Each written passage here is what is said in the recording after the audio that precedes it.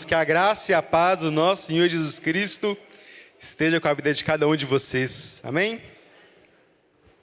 Mas a gente está no meio dessa série que a gente começou semana passada, a partir do livro de Tiago. Então, podemos abrir nossas Bíblias em Tiago, capítulo 1.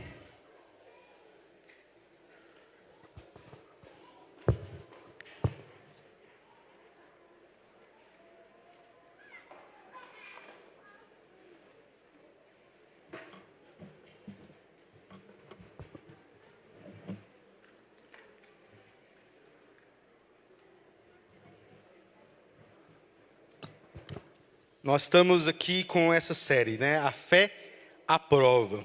Os modos como o Tiago vai nos fazer considerar a nossa fé. Vai nos considerar, ver a realidade da nossa fé. E pensando nisso, eu queria que a gente começasse a ler hoje, então, a partir do versículo 12. Eu vou ler aqui, os seus irmãos podem acompanhar. E a palavra do Senhor nos diz essa noite: Bem-aventurado é aquele que suporta com perseverança a aprovação. Porque depois de ter sido aprovado, receberá a coroa da vida, a qual o Senhor prometeu aos que o amam.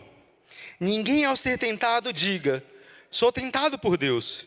Porque Deus não pode ser tentado pelo mal, e Ele mesmo não tenta ninguém. Ao contrário, cada um é tentado pela sua própria cobiça, quando esta o atrai e o seduz. Então, a cobiça, depois de haver concebido, dá à luz o pecado. E o pecado, uma vez consumado, gera a morte. Não se engane, meus amados irmãos. Toda boa dádiva, todo bom perfeito vem lá do alto, descendo do Pai das luzes, em quem não pode existir variação ou sombra de mudança. Pois, segundo o seu querer, Ele nos gerou pela palavra da verdade, para que fôssemos como que as primícias das suas criaturas. Amém? Vamos orar mais uma vez? Baixe sua cabeça. Senhor, nós estamos aqui diante da Tua santa palavra. Vem falar aos nossos corações, Pai. A Tua palavra diz que a Tua bondade nos persegue, que ela possa nos perseguir essa noite, possa encontrar os nossos corações, possa nos convencer do pecado, da justiça e do juízo. Que a Tua bondade possa nos fazer olhar para o mundo de uma maneira diferente. Que a Tua graça esteja sobre nós. Amém.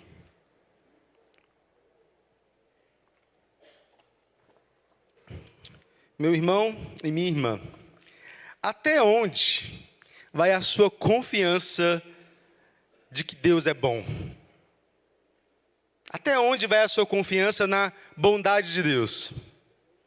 Porque quando está tudo bem, quando as coisas estão no mar calmo, quando as coisas parecem favoráveis a nós, é muito fácil falar da bondade de Deus, não é? É muito fácil a gente pensar sobre como Deus é bom, como Deus cuida de nós. Mas quando as coisas estão difíceis, quando a gente está no meio da provação, é muito difícil. Às vezes é difícil a gente ter esse compromisso com a bondade de Deus, de acreditar que Deus é bom até as últimas consequências, mesmo que tudo ao meu redor pareça estar desabando.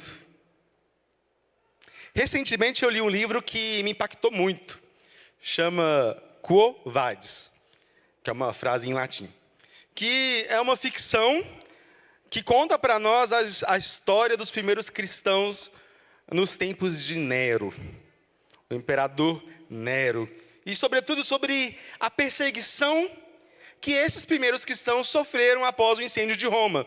Quando a gente estuda a história, a gente vai ver que Nero mandou queimar, provavelmente, uma das teorias é que Nero havia mandado queimar Roma, e depois, para poder se limpar a própria imagem, ele acusou os cristãos de terem queimado a cidade de Roma.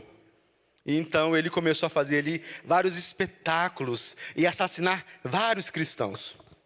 E tem uma cena muito tocante nesse livro. Ali no Coliseu, diante de Nero, diante de todo o povo, a primeira leva de cristãos assassinados ali no Coliseu foi levada para ser assassinada. Então eles foram colocados ali no Coliseu. e eles têm uma atitude chocante. Eles simplesmente se ajoelham e começam a olhar para o céu. Os leões são liberados para devorá-los, e eles, a princípio, não têm lá muito interesse, não. Eles começam a circundar eles, e eles começam a cantar um cântico de louvor à bondade de Deus. Eles começam a cantar um cântico de louvor à bondade de Deus. Eles olham para cima e começam a cantar que Deus é bom e que Cristo reina e não Nero. Cristo reina. E aí então, os leões começam a devorar aquelas pessoas enquanto eles estão cantando algo sobre a bondade de Deus. E o texto diz que todos aqueles que estavam ali, assistindo aquele espetáculo sangrento, começaram a se perguntar: quem é esse Cristo que reina na boca de gente que está morrendo? Até onde vai a sua confiança de que Deus é de fato bom? Porque quando a gente olha para uma cena como dessa, embora essa seja uma cena ficcionalizada, é uma cena que é real. Quando a gente olha para a história da igreja, a gente vê os primeiros cristãos, o testemunho de que, mesmo durante as perseguições, mesmo durante as provações, eles continuavam mantendo a sua fé, mesmo naquela luta. E a gente pode se perguntar, como Deus, sendo bom, pode fazer isso com o seu próprio povo? Como Ele, sendo bom, pode deixar isso acontecer? Entende? Meus irmãos, o Tiago, essa noite, quer nos fazer considerar sobre isso, sobre a bondade de Deus no meio das nossas provações, no meio das nossas lutas. A gente está aqui expondo essa carta de Tiago, o Tiago que foi irmão de Jesus.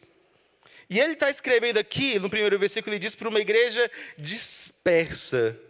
Uma igreja que está dispersa por causa das provações que eles têm sofrido, por causa das perseguições que eles têm sofrido. E aqui então, nesse primeiro capítulo, ele gasta boa parte falando sobre essas provações. Pastor Milton falou aí semana passada sobre como essas provações produzem um caráter em nós, não é? Como elas nos produzem sabedoria, como elas podem nos trazer perseverança, como elas podem nos direcionar o olhar para algo além desse mundo. Mas ainda assim, o leitor, a gente que sofre, que passa por provações nessa vida, pode se perguntar: será que Deus é bom mesmo? Será que Deus é bom mesmo? Será que Deus é bom no meio da minha tribulação, no meio da minha dificuldade? Será que eu posso de fato confiar na bondade de Deus? E Tiago vai falar que sim. E ele vai dar aqui 3 motivos para a gente poder confiar que Deus é bom. 3 motivos para a gente confiar na bondade de Deus. E o primeiro motivo é de que Deus é bom porque Ele não nos tenta. Porque Ele não é o tentador. Preste atenção comigo aqui, versículo 12. Bem-aventurado é aquele que suporta com perseverança a provação, porque depois de ter sido aprovado, receberá a coroa da vida, a qual o Senhor prometeu aos que o amam. Ninguém ao ser tentado diga: sou tentado por Deus, porque Deus não pode ser tentado pelo mal, e Ele mesmo não tenta ninguém. Ao contrário, cada um é tentado pela sua própria cobiça, quando esta o atrai e seduz. Então a cobiça, depois de haver concebido, dá a luz ao pecado, e o pecado, uma vez consumado, gera morte. O texto é muito claro aqui, ao mostrar que Deus não tenta ninguém. Mas por que isso é importante para esse tema da bondade de Deus? Perceba que tem 2 palavras aqui que a gente usa, e que esse capítulo vai usar muito. A palavra provação e a palavra tentação. Só que perceba, meus irmãos, essa palavra que está sendo usada aqui, essas 2 palavras que estão sendo usadas aqui, no grego, é a mesma palavra. Entende?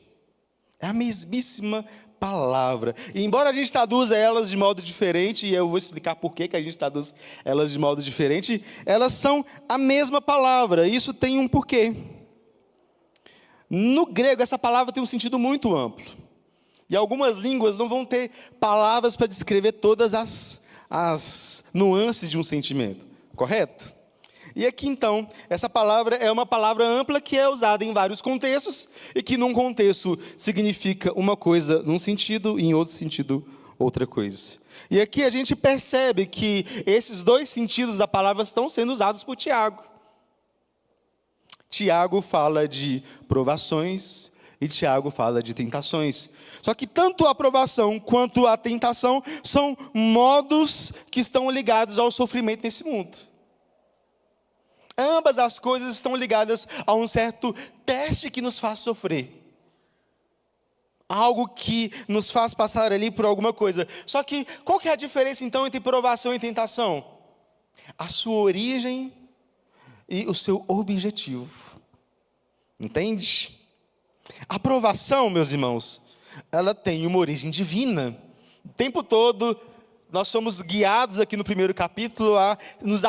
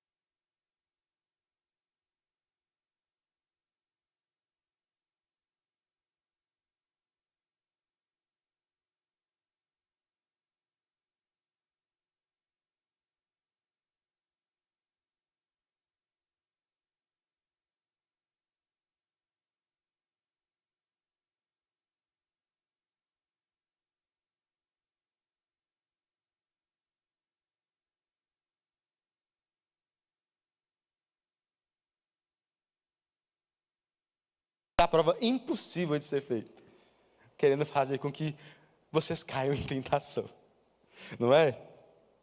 A gente precisa ter essa percepção, essa diferença. Aqui, então, Tiago está falando desses dois sofrimentos, da provação, que vem de Deus, e tem esse objetivo de nos fazer passar, e essa tentação que quer nos derrubar, quer que a gente fale.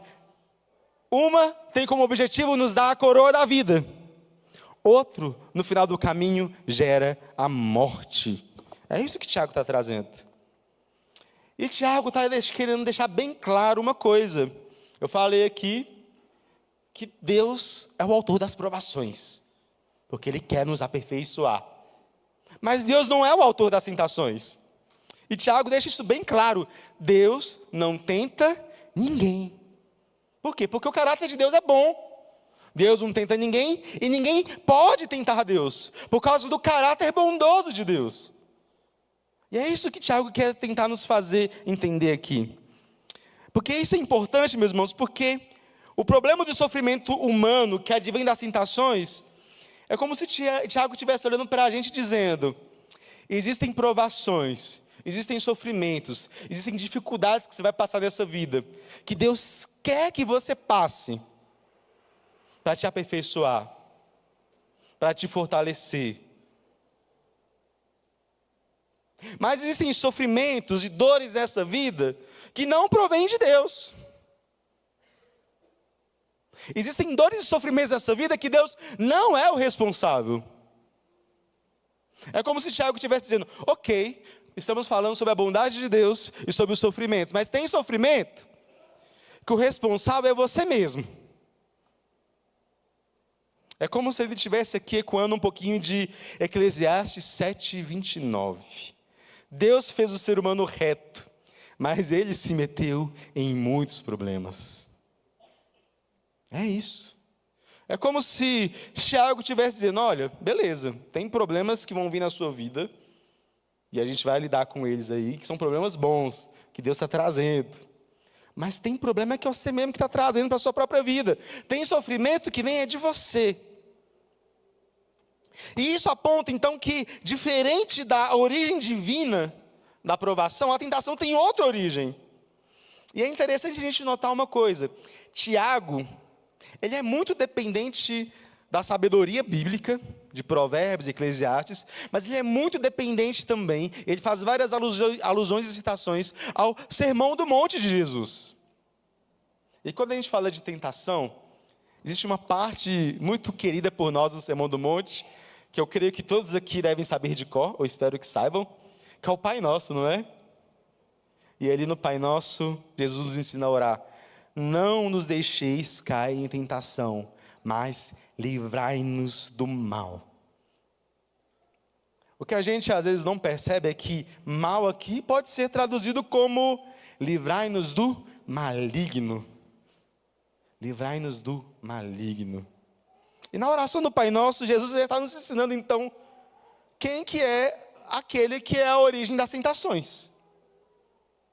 A tentação não vem de Deus, Deus não pode ser tentado. E ele ninguém tenta, ele não pode ser tentado pelo mal, ou ele não pode ser tentado pelo maligno. Meus irmãos, a origem da tentação é o mal, ou melhor, a origem da tentação é o maligno. Na Bíblia, Deus não é o tentador. Existe alguém que é chamado de tentador. Existe alguém que é o inimigo de nossas almas, que é o próprio Satanás, que é o diabo. E o que Tiago quer nos fazer perceber aqui é que a tentação não vem de Deus, mas vem do maligno, aquele que é o inimigo de Deus. Aquele que quer nos fazer passar por tentações para nos fazer cair, para nos derrubar. E aqui tem algo importante para a gente perceber na nossa luta contra a tentação. Ela não é uma batalha humana, é uma batalha que tem algum nível espiritual. E é importante a gente saber disso, porque Paulo em Efésios vai nos orientar: não deis lugar ao diabo. E é ele dizendo: olha, saiba que a luta de vocês é uma luta espiritual. Afinal, quando esse trem de pecado entrou no mundo, não foi com o próprio Satanás indo lá cochichar no ouvido de Eva, indo ali dizer algumas coisas para que Eva pudesse ser convencida? Foi assim que entrou. Só que perceba, a origem da tentação não é somente o diabo. Essa é a origem satânica da tentação, mas tem uma outra origem que Tiago vai aqui até focar mais nela, que é a origem humana da tentação. Você também é parte responsável pelo seu pecado. Você é parte, inclusive, importante do seu pecado. Afinal, foi você que pecou, não o diabo. O diabo também, né? Mas quem foi lá e pecou quando você foi tentado? Quem deu ouvidos à voz do diabo foi você. Não foi lá o diabo que pecou sozinho. E ele diz: ao contrário, cada um é tentado pela sua própria cobiça, quando esta o atrai e seduz. E aqui a gente tem a dinâmica da tentação sendo colocada diante dos nossos olhos. O diabo pode vir e trazer a tentação, mas quem decide se vai cair ou não é você. Entende? É diante dos seus olhos. O diabo, ele vem, ele faz algo sedutor, ele coloca algo desejável diante dos seus olhos. E aí o seu coração, o seu interior, se inclina para aquilo e você abraça. No caso de Eva, Gênesis 3:6 diz que vem da mulher, que a árvore era boa para se comer, agradável aos olhos, e árvore desejável para dar entendimento. Tomou do seu fruto e comeu. Ou seja, ela não estava nem ligando para aquela árvore. A serpente vem, fala algumas coisas e de repente ela é desejável aos meus olhos, ela parece agradável de comer. Eu acho que uma ilustração muito boa sobre isso é nas Crônicas de Nárnia. Quem já assistiu o filme e eu já li o livro, sabe que Edmundo é tentado pela feiticeira branca com manjar turco. E aí parece um nome bonito, vistoso, né? Aí eu fui pesquisar o que era manjar turco, eu fiquei curioso para poder ir provar. Fui no lugar que vendia manjar turco. Aí eu entendi qual que era a pegadinha do C.S. Lewis, quando ele escreveu aquilo lá. Não tem graça nenhuma. Não tem graça nenhuma, é um doce ruim, é um doce, tipo assim, não é ruim, mas assim, não é bom também, entende? É aquela coisa meio água de chuchu, sem gosto. E aí, Edmundo come aquilo como se fosse a coisa mais maravilhosa do mundo. É isso que o diabo faz. Tenta vender água de chuchu como se fosse chocolate. E aí a gente cai. Só que isso vem do nosso próprio coração. O diabo traz a perspectiva do pecado e a gente traz a ideia e se deixa seduzir pelo pecado. E a gente precisa entender isso. Nenhum pecado começa no ato de pecar. Jesus diz que, por exemplo, o adultério não começa no ato sexual, mas começa com aquele que deseja uma mulher que não é a sua, com intenções impuras no coração, não é? Jesus vai dizer que o assassinato não começa com o ato de você assassinar alguém, mas começa com o ódio que é produzido no seu coração. E aqui então ele está nos ensinando isso. Nenhum pecado começa no ato de pecar. E é estranho porque o ato dessa queda, o processo dessa queda é descrito aqui por Tiago como uma relação que gera um bebê. Ele escreve isso. A cobiça no coração nos atrai e nos seduz, como se fosse uma mulher atraente nos seduzindo. E dessa relação, então, ele concebe e dá luz ao pecado. É o ato como se fosse de gerar uma criança. E esse pecado, então, nos conduz à morte. E essa é uma linguagem forte que Tiago está usando aqui, que o pecado é como um filho. E meus irmãos, toda vez que nós caímos em tentação, nós estamos gerando um filho do diabo. Toda vez que caímos em tentação, nós estamos gerando um filho de Satanás. Toda vez que a gente cai no pecado e a gente continua no pecado, a gente está não só gerando um filho com Satanás, mas ainda amamentando esse filho com Satanás. Essa é a linguagem e essa é a força da expressão que Tiago quer que a gente entenda sobre como o pecado é mau e como ele é terrível e como a gente tem que tomar cuidado com ele. Como o diabo, um filho que eu estou tendo com o diabo. Essa é a ideia que eu quero que você saia daqui pensando. Pecar é ter filhos do diabo. E aqui por hora eu quero trazer duas aplicações importantes para nós. A primeira delas é: fuja da tentação. Não dê ouvidos à tentação, fuja dela. O caminho dela é um caminho de morte. Tiago é claro, essa vai dar em morte, vai dar ruim. Então foge disso. Um exemplo aqui interessante é de José, não é? A gente falou de José aqui recentemente, e aí a gente tem José na casa de Potifar. A esposa de Potifar se insinua para ele, tenta agarrar ele lá num cantinho, o que ele faz? Ele foge, a roupa dele fica até para trás. Fuja da tentação, meus irmãos. A nossa relação com a tentação tem que ser radical. Jesus fala disso, né? Se seu olho te faz pecar, arranca seu olho, joga fora.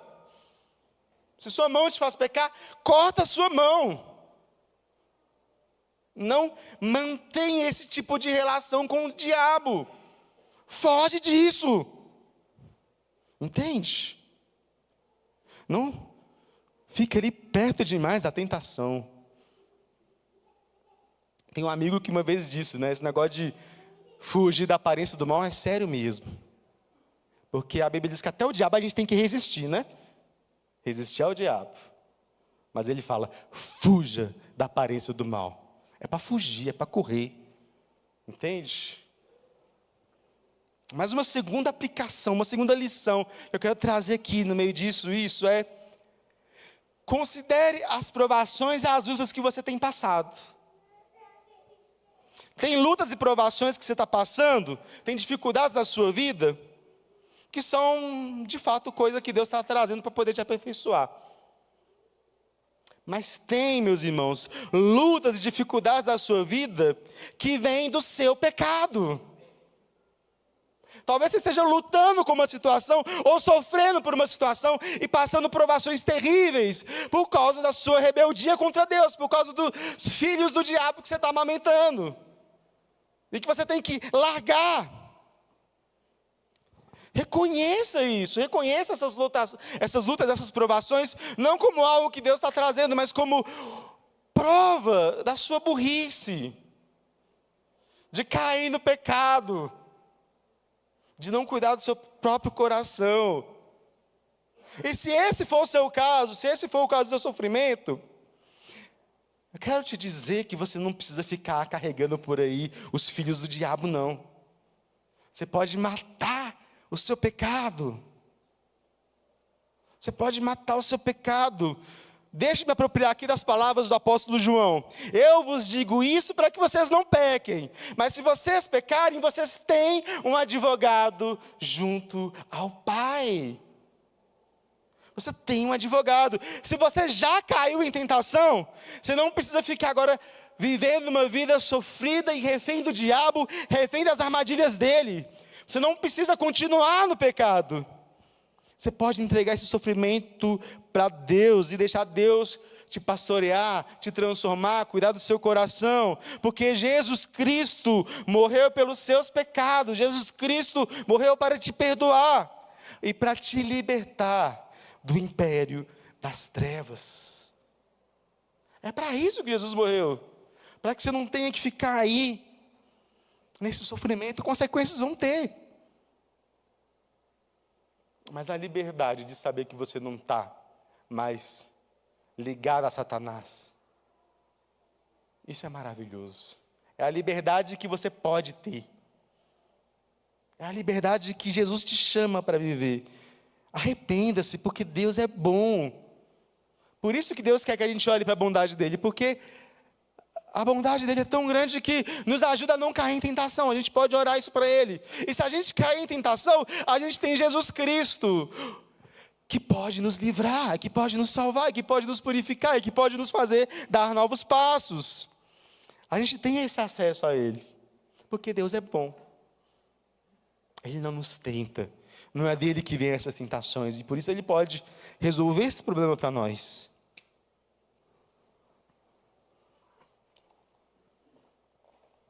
Mas o segundo ponto, o segundo motivo aqui, que nos faz confiar na bondade de Deus, é porque esse é o caráter eterno de Deus. Olha o que o texto continua dizendo. Não se enganem, amados irmãos, toda boa dádiva, todo dom perfeito vem lá do alto, descendo do Pai das luzes, em quem não pode existir variação ou sombra de mudanças. Tiago continua apontando para esse caráter bom de Deus. E aqui ele continua o assunto dizendo, não se engane. Como que dizendo, existe uma possibilidade forte de engano aqui. E ao nos fazer perceber essa possibilidade de engano, ele está nos mostrando que ele está aqui falando de tentação, mas que ele está falando de uma tentação específica que a gente precisa considerar, que é justamente a tentação que nós temos de desconfiar da bondade de Deus. A tentação de nós não confiarmos na bondade de Deus. E isso fica claro em todo o contexto aqui. Porque perceba, meus irmãos, o que Tiago quer nos ensinar é o seguinte: Deus vai nos dar provações, Deus vai nos dar lutas. E assim como na criação de tudo, Deus criou o mundo bom, precisou vir do diabo, vir distorcendo e tentando. No meio das lutas, o diabo pode vir e nos tentar, por meio delas, desconfiar da bondade de Deus. Entende? Por isso que ele diz, não se enganem. Esse processo da gente desconfiar da bondade de Deus é uma armadilha que o diabo quer que a gente caia. Digo mais, toda tentação que você passa, Toda a tentação que você passa começa por um processo de você desconfiar que Deus é bom. Porque se Deus é bom e nos dá os seus mandamentos, se você deseja quebrar um desses mandamentos, é porque você está desacreditando da bondade de Deus. Você está dizendo, é melhor para mim se eu não obedecer a Deus. Entende? E isso fica claro, porque quando então o diabo lá no jardim interroga Eva, ele já começa distorcendo o caráter de Deus.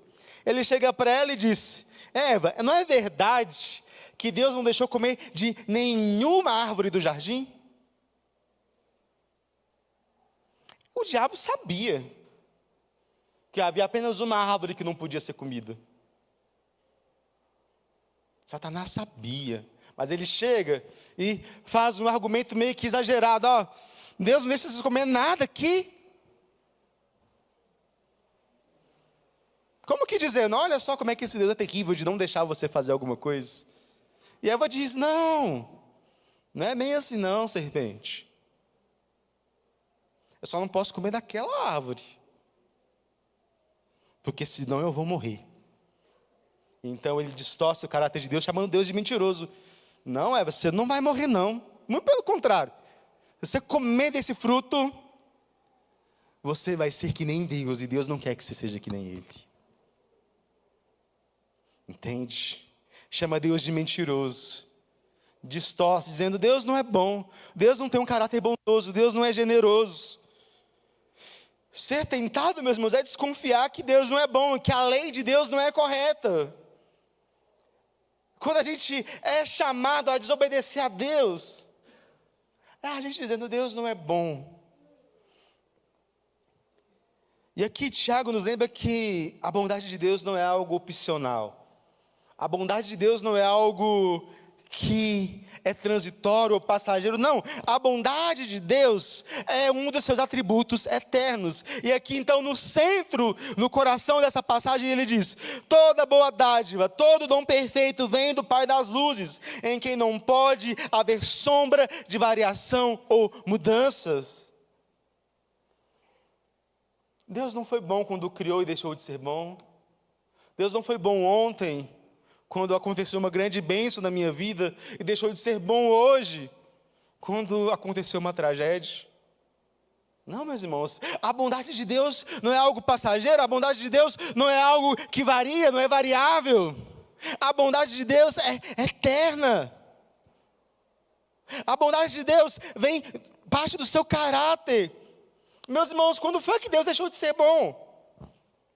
Veja o sol, a chuva, a criação, esse mundo é permeado e é o tempo todo envolto pela bondade de Deus. E por pior que às vezes as coisas pareçam ser, ainda assim é inegável que Deus é bom. É inegável que Deus é bom.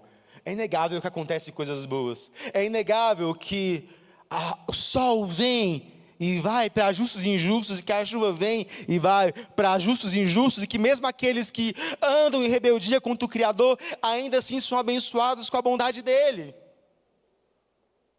É eterna, entende? E aqui existe mal no mundo, mas esse mal não provém de Deus, porque tudo que Deus criou é bom. Gênesis 1 é quase como um refrão, não é? E Deus fez isso, e viu que era bom. E viu que era bom. E Ele criou os animais e viu que era bom. E tudo que Ele criou era bom. Mas a rebelião humana, juntamente com Satanás, é que trouxe essa desordem no mundo. Se o mundo hoje parece um caos, é porque nós trouxemos esse caos, nós trouxemos essa destruição. E isso não nos impede de ver a bondade de Deus, aclamada aos quatro cantos dessa terra, porque embora a criação esteja nesse cativeiro do pecado, embora nós pecadores sejamos promotores do mal nesse mundo, ainda assim o Pai das luzes, em quem não há sombra de variação ou mudança, Ele nos faz ver a sua bondade. Deus não é pego de surpresa com o mal. Antes Deus pega esse mal que a gente produz no mundo e das notas tristes do pecado, Ele constrói uma canção de amor para a glória dEle. Entende? Deus pega isso e Deus começa a restaurar esse mundo com Ele mesmo agora entrando e se encarnando nesse mundo mau. Ele mesmo assumindo a natureza humana nesse mundo perverso para confrontar a maldade nesse mundo e trazer ao mundo algo da sua bondade. E a bondade de Deus, pela maldade dos homens, foi pregado numa cruz.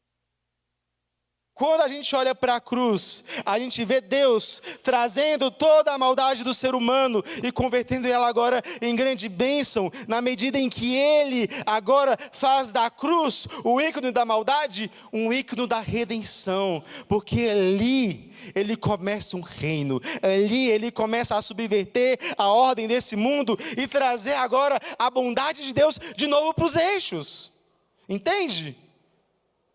E esse Deus que faz isso, que tem essa bondade, nos prova a sua bondade em Jesus Cristo. Por isso eu te digo, meu irmão e minha irmã,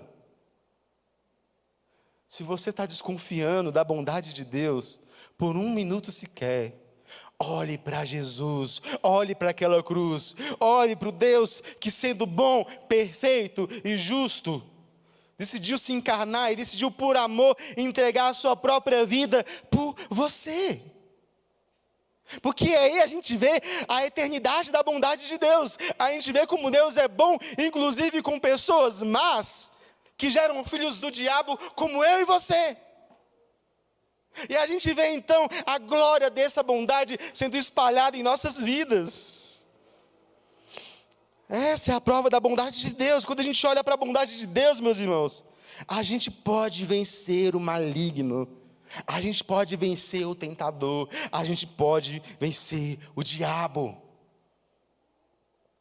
O próprio Jesus, quando em sua humanidade foi tentado por Satanás, ele relembra da bondade de Deus. O diabo diz coisas como: vai lá, transforma essa pedra em pão. E Jesus diz: não. Nem só de pão o homem viverá, mas de toda palavra que procede da boca de Deus. E ele está nos lembrando que para vencer as nossas tentações, a gente tem que estar baseado na palavra, não é? Que ela tem que ser o nosso sustento, mas ele também está afirmando a bondade de Deus. Deus é tão bom, mas tão bom, que nos deu a palavra, que é o nosso sustento e o nosso alimento, e se a gente se alimenta por ela, a gente vê a generosidade e a bondade de Deus. Meus irmãos, quando você for tentado, achar que você não tem forças para fugir da tentação, lembre da bondade de Deus. Lembra de Jesus, lembra que a palavra de Deus é poderosa para te sustentar, a palavra de Deus é poderosa para te dar o caminho para fugir da tentação, a palavra de Deus é poderosa para te fazer correr e fugir. Quando você passar por provações e dificuldades, não duvide que Deus é bom. Sabe que Ele é bom e que se Ele está te fazendo passar por essas dificuldades, Ele tem um propósito. Eu comecei aqui esse sermão com aquela imagem, não é? Dos mártires ajoelhados diante de leões que queriam devorá-los, olhando para cima, para o Pai das luzes e cantando a bondade de Deus. Eles permaneceram de cabeça levantada, tendo a certeza de que Deus tinha um plano até na morte deles. Porque Deus é bom. E Deus não deixa de ser bom, e Deus não se cansa de ser bom. Entende? A bondade de Deus é algo que é central no caráter dele. E quando a gente olha para isso e tem certeza e convicção da bondade e do amor de Deus, isso muda tudo. A gente pode passar pelas provações dando glória a Deus, não é como diz a música? Estou passando pela prova dando glória a Deus. É isso, meus irmãos. Deus é bom. Mas tem um terceiro motivo para a gente confiar na bondade de Deus. Ele é bom porque Ele tem um propósito para nós. Ele tem um propósito para o povo dele. Olha aqui o versículo 18. Pois segundo o seu querer, ele nos gerou pela palavra da verdade, para que fôssemos como que primícias das suas criaturas. O último ponto que Tiago traz aqui, isso é importante, meus irmãos, porque isso vai afetar o modo como a gente vai ler toda essa carta. É justamente o propósito de Deus. Como fica claro, ele quer nos fazer mostrar que a gente não passa por provações à toa, mas porque ele tem um propósito com isso. E o propósito que ele tem é o bem do seu povo. A bondade de Deus está no fato de que esse povo, que agora passa por provações, ele foi gerado pela palavra da verdade. E aqui é impossível a gente não fazer um contraste entre esse povo que é gerado pela palavra da verdade e o pecado que é gerado pela nossa cobiça. É impossível a gente olhar para esse texto e não fazer essa comparação, não é? Diferente do nosso pecado que é gerado pela cobiça, o povo de Deus, que nós somos, e que nós somos chamados a ser, é um povo que passa por um novo nascimento. Nós somos novamente gerados, e esse novo nascimento que acontece por meio de Cristo nos dá uma nova vida. Não para o pecado, mas para a santidade. Porque o propósito de Deus para a sua vida é a santidade. Entende? E isso é importante, porque o que gera essa santidade, o que nos faz nascer de novo é a palavra da verdade. É a palavra de Deus que nos gera. E aqui isso vai trazer um ponto muito importante para a gente entender Tiago. Entender toda essa carta. Porque Tiago, meus irmãos, é cheio de imperativos morais.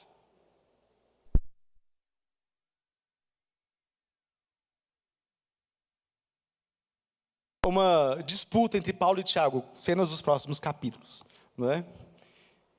Mas, apesar disso, fica claro aqui que, embora essa seja uma carta cheia de imperativos morais, ela não é uma carta moralista, ou uma carta que nos ensina simplesmente obedeça e você vai ser salvo. Tudo o que Tiago vai dizer daqui para frente é considerando o seguinte: vocês que são esse povo, vocês são um povo que nasceu de novo, vocês são um povo que agora vive em uma nova natureza, e isso que eu vou dizer para vocês é como viver essa nova natureza.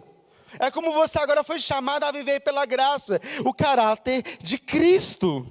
Então, quando o Tiago começa a falar dos pecados da língua, dos nossos pecados de omissão, ou do modo como a gente trata os outros, ou como a gente julga os outros, ele não está simplesmente dando imperativos morais para o bem viver.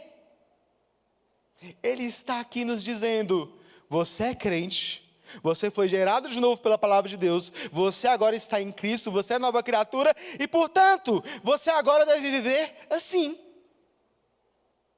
A partir disso, porque o propósito da nossa vida, o propósito que Deus tem para nós, é um propósito que vem da sua bondade. E o propósito da sua bondade para nós é a santidade. É essa nova natureza. É que esse povo de Deus, esse povo que agora nasceu de novo, ele é um povo diferente do resto do mundo. Entende? E esse mundo mal agora tem algo de novo nele, por causa da bondade de Deus. E aqui tem outro algo sendo colocado. Ele vai dizer que nós somos também as primícias de suas criaturas. Ou uma outra tradução possível também, as primícias da sua criação. E aqui, Tiago está nos fazendo meditar e refletir na própria doutrina da ressurreição dos mortos. Por quê? As primícias, meus irmãos, são os primeiros frutos da terra. As primícias são os primeiros frutos da terra. Aquilo que é tirado primeiro, quando a gente vai colher as coisas, né? E no Antigo Testamento, esse era entregue para Deus, essas primícias. Só que na linguagem bíblica do Novo Testamento, essas primícias são sempre o início daquilo que Deus está fazendo. É sempre a promessa da nova criação que Deus está trazendo. Deus promete que um dia vai acabar com o mal nesse mundo, não é? e acabando com o mal nesse mundo, Ele vai nos ressuscitar e nós viveremos agora na nova criação, nos novos céus e na nova terra. E aqui, Tiago coloca essa nova vida que é gerada em nós como essas primícias da nova terra. É como essas primícias daquilo que Deus está fazendo no mundo. Então esse novo povo que é gerado por Deus, que é gerado pela morte e ressurreição de Cristo, é agora esse novo povo que mostra a bondade de Deus no mundo, mostrando que como o futuro será. Aqui, como eu disse, é a doutrina da ressurreição.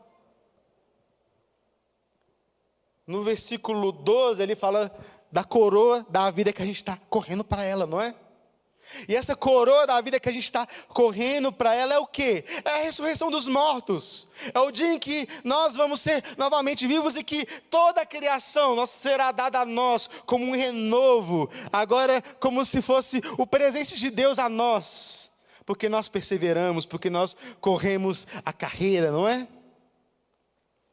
Mas Tiago quer nos fazer viver com essa esperança futura, nos lembrando que a santidade que nós temos hoje é como se fosse um pouquinho daquele porvir. É as primícias. Toda vez que você rejeita o pecado e você vive como Cristo quis que você vivesse, é a ressurreição correr na sua veia. Toda vez que nós nos ajuntamos e adoramos ao Senhor e cantamos a glória do nome dEle, um pouquinho dessa era vindoura já está sendo presente aqui na terra. Quando a gente prega o Evangelho e as pessoas se convertem, a gente está trazendo ao mundo essa nova ordem, essa nova criação. São as primícias, entende? Cada vez que a gente vive desse modo, é a ressurreição dizendo para nós alguma coisa. Paulo nos lembra disso. Fomos sepultados com Ele na morte pelo batismo, para que como Cristo foi ressuscitado entre os mortos pela glória do Pai, assim também nós andemos em novidade de vida. Deus tem um plano para você, que é a nova vida em Cristo. E essa nova vida é você viver agora o seu presente, como se o futuro já tivesse vindo para cá. É como se a gente estivesse indo de volta para o futuro. O futuro veio e se apossou de nós, e agora a gente vive essa realidade. Entende? Meus irmãos, essa santidade, a igreja, o povo do Senhor, isso tudo é uma amostra. O que a gente vive aqui hoje é uma amostra. A amostra grátis do céu. A amostra grátis do que será o mundo. Entende? Será que você crê nisso e está vivendo essa realidade? Em uma outra cena do livro, que eu citei aqui do início, alguns personagens que são pagãos começam a conversar numa mesa ali sobre a morte dos cristãos. E um deles fala, né? É estranho porque todos eles, e ali já tinha acontecido vários tipos de morte, já tinha gente sido queimada por leão, já tinha sido gente sido crucificada, né, no livro, e aí diz que todos eles, ao morrerem, começam a olhar para o céu. Eles começam a se perguntar, o que será que eles veem quando eles morrem? E um deles, que já conhecia um pouquinho a doutrina cristã, diz, eles contemplam a ressurreição. Eles contemplam a herança. Eles contemplam os novos céus e a nova terra. O que você está contemplando nessa noite? O que você tem visto aí na sua vida que talvez seja mais forte do que a bondade de Deus na sua percepção? O que você tem te feito olhar as circunstâncias? Queria te convidar a abaixar a sua cabeça e orar. Orar a Deus para que Deus te faça ver isso, a ressurreição. Esse entendimento de que você é a primícia da nova criação. Vamos orar?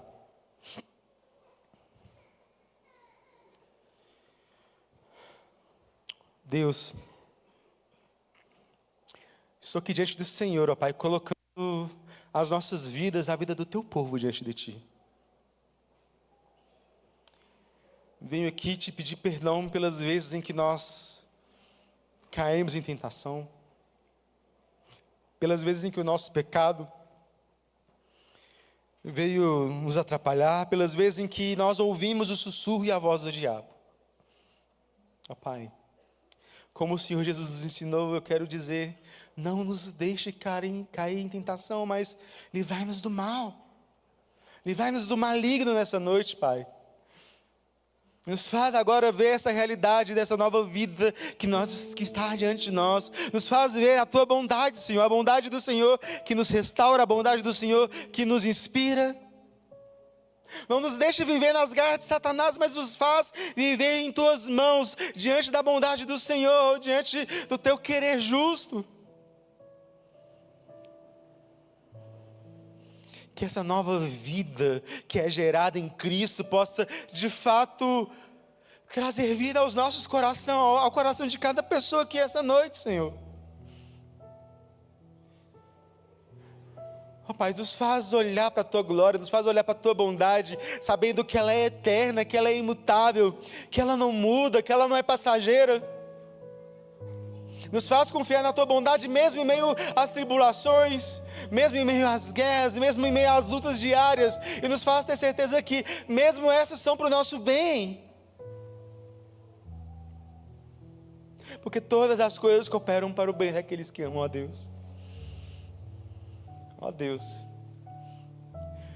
nos faz viver como um povo santo. Um povo que traz aqui, que vive aqui, como se o céu já tivesse chegado, como se a terra já tivesse sido recriada.